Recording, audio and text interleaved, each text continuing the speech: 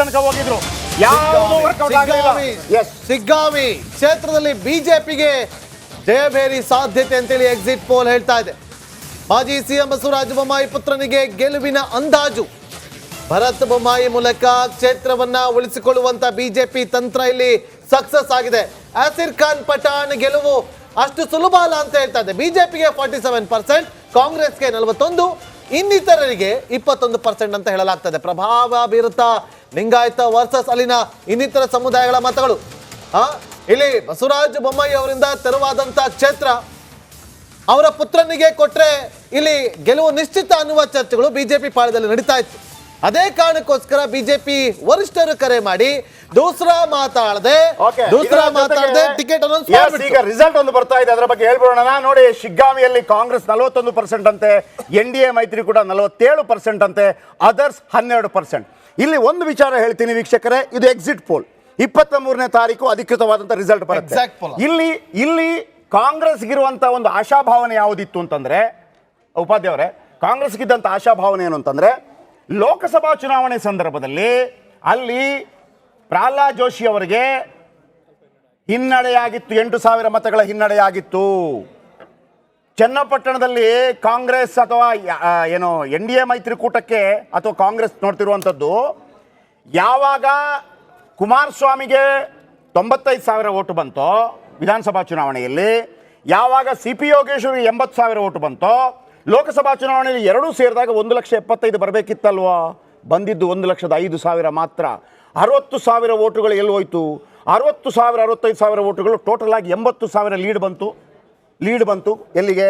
ಕಾಂಗ್ರೆಸ್ಗೆ ಅಲ್ಲಿ. ಹಾಗಾಗಿ ಅಲ್ಲಿಂದ DK ಶಿವಕುಮಾರ್ ಅವಾಗ ಹೇಳಿದ್ದು ನಾನು ಕ್ಯಾಂಡಿಡೇಟು ಅಂತ. ಆ ನಿರೀಕ್ಷೆ ಬಹುಶಃ ನಾಗರಾಜ್ ಯಾದವ್ ಕೂಡ ಅದನ್ನ ಪುಷ್ಟೀಕರಿಸ್ತಾರೆ ಅಂತ ಅಂದ್ಕೊಂಡಿದ್ದೀನಿ. ಆ ಒಂದು ದೊಡ್ಡ ನಿರೀಕ್ಷೆಯಲ್ಲಿ ಕಾಂಗ್ರೆಸ್ ಪಾರ್ಟಿ ಕೂಡ ಇದೆ. ಆಮೇಲೆ ಪ್ರಹ್ಲಾದ್ ಜೋಶಿಗೆ ಬಂದಂತ ಹಿನ್ನಡೆ. ಮೂರನೇದ್ದು ನಿಮಗೆ ಸಂಡೂರು ವಿಧಾನಸಭಾ ಕ್ಷೇತ್ರ. ಸಂಡೂರು ವಿಧಾನಸಭಾ ಡಿಫರೆನ್ಸ್ ಏನಿಲ್ಲ, 41% ಬಂದಿದ್ದಾರೆ ಅವರು.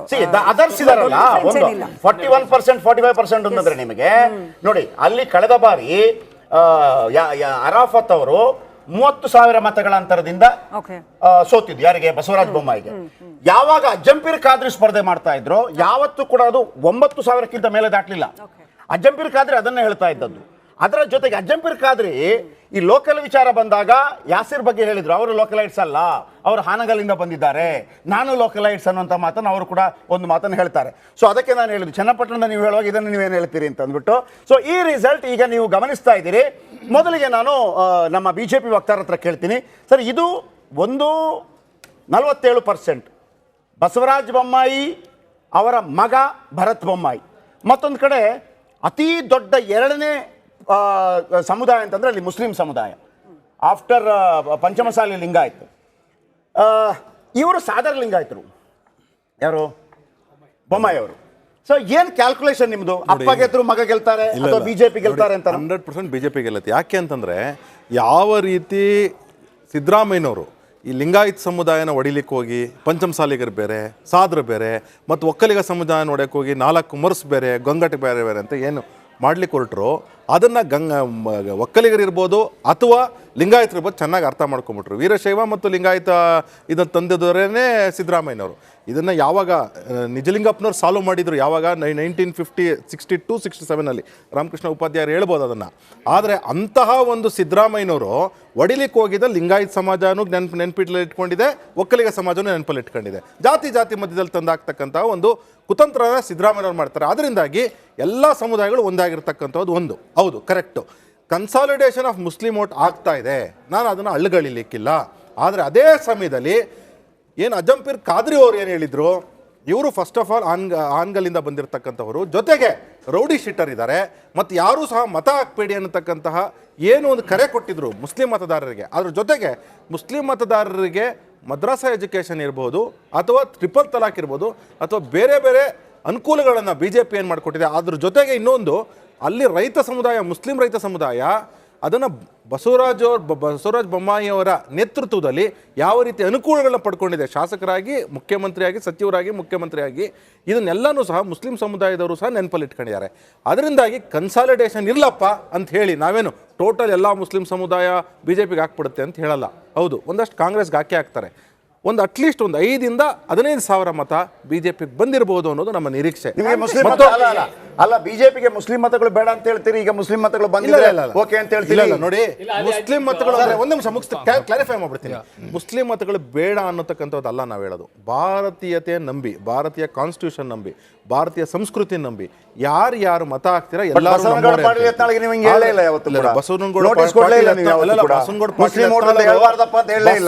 ನರೇಂದ್ರ ಮೋದಿ ಅವರು ಹೇಳ್ತಾರೆ ವಿಕಾಸ್ ಅಂತ ಹೇಳಿದ್ರೆ ಯತ್ನಾಳ್ ಕ್ಲಿಯರ್ ಕಟ್ ಆಗಿ ಹೇಳಿದ್ದು ಇಷ್ಟೇನೆ.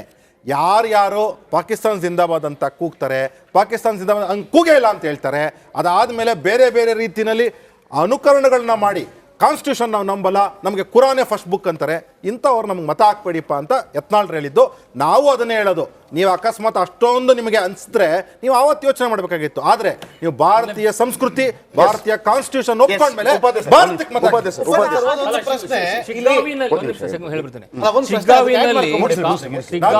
ಕಾಂಗ್ರೆಸ್ ಮಾಡಿದಂತ ಗ್ಯಾರಂಟಿಗಳ ಬಗ್ಗೆ ಶಿಗ್ಗಾವಿನಲ್ಲಿ ಕಾಂಗ್ರೆಸ್ ಎಡಬಿದ್ದಿಲ್ಲ ಅಂದ್ರೆ ಕ್ಯಾಂಡಿಡೇಟ್ ಸೆಲೆಕ್ಷನ್ ಟೈಮ್ನಲ್ಲೇ. ಯಾಕಂದರೆ ಅಲ್ಲಿ ಬೊಮ್ಮಾಯಿಯವರ ಮಗನ ವಿರುದ್ಧ ಅವರು ಪಂಚಮಸಾಲಿನ ಹಾಕಿದರೆ they had a better chance. Or even Khadri, he was a better candidate. ಅವ್ನು ಬಿಟ್ಬಿಟ್ಟು ಇನ್ಯಾರನ್ನೋ ತೊಗೊಂಡು ಬಂದರು. ಅವ್ರಿಗೆ ಅಷ್ಟೊಂದು ಒಲಿವಿರಲಿಲ್ಲ ಅಲ್ಲಿ, ಪಠಾಣ್ ಅನ್ನೋರಿಗೆ ಅಷ್ಟೊಂದು ಒಲಿ ಇರಲಿಲ್ಲ. ಸೊ ನೀವು ಒಳ್ಳೆ ಕ್ಯಾಂಡಿಡೇಟ್ಸ್ ಬಿಟ್ಟು ನಿಮ್ಮ ಕ್ಯಾಂಡಿಡೇಟ್ ಬಿಗಿನಿಂಗಲ್ಲೇ ನೀವು ತಪ್ಪು ಮಾಡಿದ್ದೀರಿ. I think that was one of the big mistakes that ಶಿಗ್ಗಾಂವ್ನಲ್ಲಿ ಮಾಡ್ತಕ್ಕಂಥದ್ದು. ಆಮೇಲೆ ಇದು ಚನ್ನಪಟ್ಟಣದ ಹೇಳ್ತಾ ಇದ್ದೀವಿ, ಚನ್ನಪಟ್ಟಣದಲ್ಲಿ ಅಫ್ಕೋರ್ಸ್ ಕಾಂಗ್ರೆಸ್ಗೆ ಡಿ ಕೆ ಸುರೇಶ್ ಅವರು ಕಂಟೆಸ್ಟ್ ಮಾಡಬೇಕಾಯಿತು. ಇದು ನಿಮ್ಮ ರಾಜ್ಯ ಸ್ವಾಮಿ, ಅದನ್ನು ಬಿಟ್ಬಿಟ್ಟು ನೀವು ಕಡೇ ನಿಮಿಷದವರೆಗೂ ವೆಯ್ಟ್ ಮಾಡಿ ಯೋಗೇಶ್ವರ್ ಅವರು ಬರೋವರೆಗೂ ಕಾದು ಅವ್ರಿಗೆ ಕೊಟ್ಟು ನೀವು ಟಿಕೆಟ್ ಮಾಡಿದ್ದೀರಾ. It shows that you don't have the confidence. ನಿಮ್ಮ ಪಕ್ಷದ ಕ್ಯಾಂಡಿಡೇಟ್ ನಿಲ್ಲಿಸಿ ಗೆಲ್ಲಿಸುವಂಥ ಇದಿಲ್ಲ ಅಂತ ಒಂದು ಅದನ್ನು ಜನಗಳ ಮುಂದೆ ತೋರಿಸ್ಕೊಂಬಿಟ್ರಿ. ಆ ದೃಷ್ಟಿಯಿಂದ ಐ ಥಿಂಕ್ ಅಲ್ಲೂ ಒಂದು ಸ್ವಲ್ಪ ಹೊಡೆತ ಬಿದ್ದಿದೆ ಅಂತ ನನಗನ್ಸುತ್ತೆ. ಓಕೆ, ನಾಗರಾಜ್ ಅವರ ಒಂದು ನಿಮಿಷ, ಭಾಳ with love, with respect, with love I surrender to you. Okay, ನೀವು 3-4 ನಿಮಿಷದಲ್ಲಿ ಮುಗಿಸಬೇಕು. ನೀವು ನಿರಂತರವಾಗಿ ಮಾತಾಡ್ತಾ ಇರ್ತೀರಿ. ನಮಗೆ ಸಮಸ್ಯೆ ಆಗೋದು ಅದು ಒಂದೇ ವಿಚಾರ. ಟೈಮರ್ ಆನ್ ಮಾಡಿ. Yes sir. ಮೊದಲನೇದಾಗಿ ಹೇಳ್ತಾ ಇದ್ದೀನಿ, ವಿಧಾನ ಪರಿಷತ್ತಲ್ಲಿ ವಿಧಾನ ಪರಿಷತ್ ಬಗ್ಗೆ ನೀವು ಹೇಳಿದ ಆಕ್ಷೇಪ ಒಬ್ಬ ಸ್ನೇಹಿತನಾಗಿ ನಾನು ಒಪ್ಕೊಳ್ಳಿಕ್ಕೆ ಸಾಧ್ಯ ಇಲ್ಲ. ನಾನು ಪ್ರತಿ ಅಸೆಂಬ್ಲಿಯಲ್ಲಿ ಎಲ್ಲ ಕ್ವಶನ್ಗಳನ್ನ ಎತ್ತಿ ನೀವು ಮಂತ್ರಿ ಆಗಬೇಕು ಅಂತ ನಾನು ಬಯಸ್ತಾ ಇದ್ದೀನಿ. Thank you so much. ಆಯ್ತು, that's everything is fair in love and war. Okay, give hand. Okay, let us debate. ನಾನು ಬಿಡದಾಡ್ತೀವಿ ಶಿಗ್ಗಾಂವ್ ವಿಚಾರ ಬಂದಾಗ ಸ್ಪೆಸಿಫಿಕ್ ಆಗಿ ಶಿಗ್ಗಾಂವ್ ಲಿಂಗಾಯತರು ಜಾಸ್ತಿ ಇದ್ದಾರೆ, ಪಂಚಮಶಾಲಿಗಳು ಎಷ್ಟಿದ್ದಾರೆ, ಎಲ್ಲ ವಿಚಾರಗಳು ನೋಡಿದಾಗ minorities minority consolidate population compare to a Lingayat population. ಲಿಂಗಾಯತಲ್ಲಿ ಪಂಚಮಶಾಲೆ ಜೊತೆ ಅದರ ಲಿಂಗಾಯತ್ಸ್ ಭಾಳಷ್ಟು ಜನ ಇರೋ ಸಂದರ್ಭದಲ್ಲಿ ಲಿಂಗಾಯತರು ಹಿಮ್ಸೆಲ್ ಪಂಚಮಶಾಲಿಗಳಿಗೆ ಟಿಕೆಟ್ ಕೊಡ್ತೀನಿ ಅಂತೇಳಿ ಬೊಮ್ಮಾಯಿಯವರ ಪಾರ್ಲಿಮೆಂಟ್ ಎಲೆಕ್ಷನ್ ಟೈಮಲ್ಲಿ ನಾನು ಪಾರ್ಲಿಮೆಂಟ್ ಗೆಲ್ಲಿಸಿದ್ದಾದರೆ ನಿಮಗೆ ಟಿಕೆಟ್ ಕೊಡ್ತೀನಿ ಅಂತೇಳಿ ಮಾತು ಕೊಟ್ಟಿದ್ದು ಪಂಚಮಶಾಲಿಗಳ ಸಮುದಾಯದ ನಾಯಕರುಗಳ ಮುಂದೆ. ಅದು ಅವ್ರು ಕೊಡ್ದಿರ ಅವ್ರ ಮಗನಿಗೆ ಕೊಟ್ಕೊಂಡಿದ್ದು ದೊಡ್ಡ ಹಿನ್ನಡೆ ಆಗ್ತಕ್ಕಂಥ ಎಲ್ಲ ವಿಚಾರಗಳು ನಮ್ಮ ಕಂಡಿರ್ತಕ್ಕಂಥದ್ದು. ಇಷ್ಟು ದಿನ ಎಲೆಕ್ಷನ್ ನಡೆಯುವಾಗ by election was different from general election. ಬೊಮ್ಮಾಯಿಯವರು ಒಂದು ಮುಖ್ಯಮಂತ್ರಿ ಆಗಿ ಕಂಟೆಸ್ಟ್ ಮಾಡಿದಂಥ ಕಾನ್ಸ್ಟಿಟ್ಯೂನ್ಸಿ, ಮುಖ್ಯಮಂತ್ರಿ ಆಗಿ ಅಲ್ಲಿ ಸುಮಾರು 4-5 ಸಲ ಗೆದ್ದಂಥ ಕ್ಷೇತ್ರ ಅದು. ಯಾವ ರೀತಿಯಲ್ಲಿ ಮುಖ್ಯಮಂತ್ರಿ ಕಾನ್ಸ್ಟಿಟ್ಯೂನ್ಸಿ ಡೆವಲಪ್ ಆಗಬೇಕಾಯಿತು ಆ ರೀತಿಯಲ್ಲಿ ಶಿಕಾರ್ಪುರದಲ್ಲಿ ಮಾಡಿದ್ದಾರೆ ನೋಡಿ ಯಾರು ಯಡಿಯೂರಪ್ಪನವರು. ಆ ರೀತಿಯಲ್ಲಿ ಅಂದರೆ ಮುಖ್ಯಮಂತ್ರಿ ಕಾನ್ಸ್ಟಿಟ್ಯೂನ್ಸಿಗಳು ಯಾವ ರೀತಿ ಡೆವಲಪ್ ಆಗಬೇಕು, 100 ಕೋಟಿ 1000 ಕೋಟಿ ತಂದು ಅಭಿವೃದ್ಧಿ ಕೆಲಸಗಳು ಮಾಡಬೇಕಾಯಿತು, ಮೂಲಭೂತ ಸೌಲಭ್ಯಗಳು ಮಾಡಬೇಕಾಯ್ತು, ಅದು ಮಾಡಿಲ್ಲ ಅಂತಕ್ಕಂಥದ್ದು ಎಲ್ಲ ವರ್ಗದ ಜನ ಹೇಳ್ತಾ ಇರ್ತಕ್ಕಂಥದ್ದು. ಇನ್ನೊಂದು ಕೂಡ ಹೇಳಬೇಕು ಅಂತಂದರೆ ಎಲ್ಲಿ ಪಂಚಮಶಾಲಿಗಳು ನಾಟ್ ಹ್ಯಾಪಿ ವಿತ್ ದೆಮ್, ಹಲವಾರು ಶೆಟ್ರೆ ಹಲವಾರು ಪಂಚಮಶಾಲಿ ನಾಯಕರುಗಳು, ಹಲವಾರು ಪಂಚಮಶಾಲಿಗಳು ಕಾಂಗ್ರೆಸ್ ಪಕ್ಷ ಸೇರಿರ್ತಕ್ಕಂಥ ಸತ್ಯ. ನಾನು ಕೂಡ ಉಸ್ತುವಾರಿ ವಹಿಸ್ಕೊಂಡಿದ್ದವನು. ಅಲ್ಲಿ ಇನ್ನೊಂದು ವಿಚಾರ ಬರ್ತದೆ. ಈ ಸಲ ಏನಾಯಿತು, ಸಿದ್ದರಾಮಯ್ಯ ಸಾಹೇಬರಿಗೆ ಟಾರ್ಗೆಟ್ ಮಾಡಿ ಬೊಮ್ಮಾಯಿಯವರೇ ಮುಖ್ಯಮಂತ್ರಿ ಇದ್ದ ಸಂದರ್ಭದಲ್ಲಿ ಆ ಸೈಟ್ಗಳೆಲ್ಲ ಕೊಟ್ಟ ಸಂದರ್ಭದಲ್ಲಿ ಅದನ್ನೆಲ್ಲ ಮೂಢ ಕೇಸುಗಳ ಸಂದರ್ಭದಲ್ಲಿ ಎಲ್ಲೋ ಬೊಮ್ಮಾಯಿಯ ಕೈವಾಡ ಇದ್ದಲ್ಲಿ ಇಡೀ ಕುರುಬ ಸಮುದಾಯ ಇವತ್ತು ಬೇಸರದಿಂದ ಕೂಡಿರ್ತಕ್ಕಂಥದ್ದು ನಮ್ಮ ಪರ ನಿಂತಿದ್ದಾರೆ. ದಟ್ ಇಸ್ ದ ಅನುಕಂಪ ನಮ್ಮ ಸಿದ್ದರಾಮಯ್ಯ ಪರ. ಲಾಸ್ಟ್ ಟೈಮ್ ಏನಾಗಿದೆ ಗೊತ್ತಾ, ಕುರುಬ ಸಮುದಾಯ ಸ್ವಾಮೀಜಿಗಳು ಹೋಗಿ ಇವರು ಅವರ ಸಮುದಾಯ ಭವನಗಳೆಲ್ಲ ಸಹಾಯ ಮಾಡಿದ್ರು, ಮಠಕ್ಕೆ ಸಹಾಯ ಮಾಡಿದ್ರು ಅಂತೇಳಿ ಅರ್ಧಕ್ಕರ್ಧ ಜನ ಅವ್ರಿಗೆ ಒಟ್ಟು ಹಾಕಿದ್ರು ಅಂತ ಮರಿಬಾರ್ದು. ಯಾರಾದ್ರೂ ಸಹಾಯ ಮಾಡಿದ್ರೆ ತಿಳ್ಕೋಬೇಕಾಗ್ತದೆ. ಇವತ್ತು ಆ ಕುರುಬ ಸಮುದಾಯ ಅವ್ರ ಜೊತೆಗಿಲ್ಲ. ನಾಯಕ ಸಮುದಾಯ ವಿಚಾರ ಬಂದಾಗ ಸತೀಶ್ ಜಾರಕಿಹೊಳಿ ಅವರು 4 ತಿಂಗಳಿಂದ ಅಲ್ಲೇ ಬೀಡ್ಬಿಟ್ಟು ಕೆಲಸ ಮಾಡಿದ್ರು. ಚುನಾವಣೆ ಸಂದರ್ಭದಲ್ಲಿ 15 ದಿನ ನಾನು ಕೂಡ ಜೊತೆಗೂಡಿ ಕೆಲಸ ಮಾಡಿದ್ರು. ಸರ್, OBC-ಯಲ್ಲಿ ಇರ್ತಕ್ಕಂಥ ನಾಯಕರು ಇರ್ಬೋದು, ಯಾದವರು ಇರ್ಬೋದು, ಮಡಿವಾಳದವರು, ಕ್ಯಾಟಗರಿ 1 ಇರ್ಬೋದು, ಕ್ಯಾಟಗರಿ 2A ಇರ್ಬೋದು, 2A ಇರ್ಬೋದು, ಮತ್ತೆ ಲಿಂಗಾಯತರಲ್ಲಿ ಅಪಸ್ವರ ಇರ್ತಕ್ಕಂಥ ವಿಚಾರ ಇರ್ಬೋದು, ಅವೆಲ್ಲ ಎಲ್ಲವೂ ಕನ್ಸಾಲಿಡೇಟ್ ಆಗಿ ನೋಡಿದಾಗ ಮೊದಲಿನ ಎಲೆಕ್ಷನ್ ತರ ಬೊಮ್ಮಾಯಿ ಎಲೆಕ್ಷನ್ ಮಾಡ್ಲಿಕ್ಕೆ ಸಾಧ್ಯ ಇಲ್ಲ, because is not Bommai son. Okay. ಹಾಗೆಲ್ಲ ಕಾರಣಗಳಿಗೋಸ್ಕರ ಈ ಬಾರಿ ನಾವು ಅಭಿವೃದ್ಧಿ ಕೆಲಸ ಮಾಡಿರೋದ್ರಿಂದ ಮತ್ತೆ ಎಲ್ಲಾ ಗ್ಯಾರಂಟಿಗಳು ಇಂಪ್ಲಿಮೆಂಟ್ ಮಾಡಿರೋದ್ರಿಂದ ಸಿದ್ದರಾಮಯ್ಯ ನೇತೃತ್ವದ ಒಪ್ಕೊಂಡಿರೋದ್ರಿಂದ ಶಿವಕುಮಾರ್ ಅವರ ಡೈನಾಮಿಸಮ್ ಇಂದ ಖಂಡಿತವಾಗ್ಲೂ ಕೂಡ ಬೊಮ್ಮಾಯಿ ಅವರ ಮಗ ಸೋಲ್ತಾರೆ. ಎಸ್ ನಿಮ್ದೊಂದು ಸರ್, ಶಿಗ್ಗಾಂವಿಯಲ್ಲಿ ನಿಮ್ಮ ಪ್ರಕಾರ ಯಾವ ಏನು ಪಾಯಿಂಟ್ಸ್ಗಳು ನಿಮ್ಮ ಕೈ ಹಿಡಿಯುತ್ತೆ ಒಂದು ವೇಳೆ ನಿಮಗೆ? ಯಾಕಂತಂದರೆ ನನ್ನ ಅನಿಸಿಕೆ ಪ್ರಕಾರ ಯಾಕೆ ಒಂದು ಮುಸ್ಲಿಂ ಕ್ಯಾಂಡಿಡೇಟ್ಗೆ ಅಲ್ಲಿ ಸೀಟ್ ಕೊಟ್ಟರು ಅಂತಂದರೆ, ಲಿಂಗಾಯತ್ ಸಮುದಾಯದಿಂದ ಭಾಳ ಡಿಮಾಂಡ್ ಇದ್ದರೂ ಕೂಡ ಉಪಾಧ್ಯಾಯರೇ, ನಿಮಗೆ ಚನ್ನಪಟ್ಟಣದ 35,000 31ರಿಂದ 35,000 ಮುಸ್ಲಿಮ್ಸ್ ಓಟಿದೆ, ಸಂಡೂರಲ್ಲಿ 20,000 ಓಟಿದೆ. ಅದು ನಿರ್ಣಾಯಕ 2 ಕ್ಷೇತ್ರಗಳಲ್ಲಿ. ಒಂದು ವೇಳೆ ಅಲ್ಲಿ ಮುಸ್ಲಿಮ್ಗೆ ಕೊಡದೇ ಇದ್ದಿದ್ರೆ ಖಂಡಿತವಾಗಲೂ ಕುಮಾರಸ್ವಾಮಿ ಒಂದು ಬಾಣ ಬಿಡ್ತಾ ಇದ್ರು ಚನ್ನಪಟ್ಟಣದಲ್ಲಿ. ನೋಡಿದ್ರಾ, ಮುಸ್ಲಿಮರಿಗೆ ಟಿಕೆಟ್ ಕೊಟ್ರಾ, ಕೊಡಿ ನಾನೇ ನಿಮಗಿರೋದು ಅಂತ ಹೇಳ್ತಾ ಇದ್ರು ಅಂತ ನನಗೆ ಅನ್ಸುತ್ತೆ. ಶಿಗ್ಗಾವಿ ವಿಚಾರದಲ್ಲಿ ಮುಸಲ್ಮಾನರೆಲ್ಲ ಏನು ಸಾರಾಸಗಟಾಗಿ ಕಾಂಗ್ರೆಸ್ ಹಿಂದೆ ಹೋಗಿದ್ದಾರೆ ಅಂತನೂ ಏನಿಲ್ಲ ಸರ್. ಅಲ್ಲಿ ಒಂದು ಪ್ಲಸ್ ಪಾಯಿಂಟ್ ಇವಾಗ ಏನಾಗಿದೆ,